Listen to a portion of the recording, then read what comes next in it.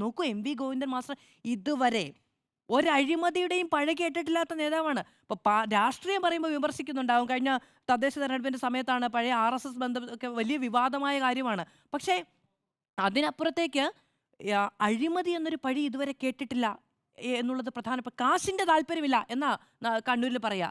മാഷിക്ക് കാശിന്റെ താല്പര്യമില്ല, ബാക്കിയുള്ളത് അപ്പൊ പിന്നെ വേറെ ആർക്കും വഴിപ്പെട്ടു പോകേണ്ട കാര്യമില്ലല്ലോ. അപ്പൊ അങ്ങനെ ഒരു കാര്യം കൊണ്ടാണ് പാർട്ടി സെക്രട്ടറി പദവിയിലേക്കൊക്കെ യാതൊരു തർക്കവും ചിന്തയും ഇല്ലാതെ അദ്ദേഹം കടന്നു വരുന്നത്. ആ മനുഷ്യനാണ് ഇന്ന് പഴി കേൾക്കുന്നത്. ഫണ്ടുമായി ബന്ധപ്പെട്ട് പാർട്ടിയിൽ ചർച്ച ചെയ്തിട്ടില്ല എന്നൊരു കാര്യം എം വി ഗോവിന്ദ മാസ്റ്റർക്കെതിരെ ടി കെ ഗോവിന്ദൻ ഉന്നയിച്ചുകൊണ്ടാണ് പോകുന്നത്. ഇനി പി കെ ശ്യാമളയുടെ സ്ഥാനാർത്ഥിത്വവുമായി ബന്ധപ്പെട്ട് അടുത്ത സ്ട്രൈക്ക് എവിടെയാണെന്ന് അറിയാമോ? അടുത്ത സ്ട്രൈക്ക് കൃത്യമായിട്ട് വരുന്നത് കുറെ ആളുകളുടെ പേര് പറഞ്ഞുകൊണ്ടാണ്. അങ്ങനെ വനിതയാവണമെങ്കിൽ ജയസുകന്യ ആകട്ടെ. എന്താ, ഒരു പാർട്ടിക്കാരന് നിഷേധിക്കാൻ കഴിയാത്തൊരു പേരാ.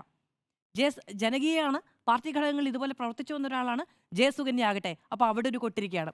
എൻ ഷംസീറിന് ടേം വ്യവസ്ഥയുമായി ബന്ധപ്പെട്ട് എൻ ഷംസീറിനെ വേണമെങ്കിൽ മത്സരിപ്പിക്കാമല്ലോ. അപ്പോൾ അത് അടുത്ത കൊട്ട് വരികയാണ്. ശൈലജ ടീച്ചർ എന്തിനാ മാറ്റിയത്? നാട് കടത്തിയതല്ലേ. അപ്പോൾ അടുത്ത കൊട്ട് വരികയാണ്.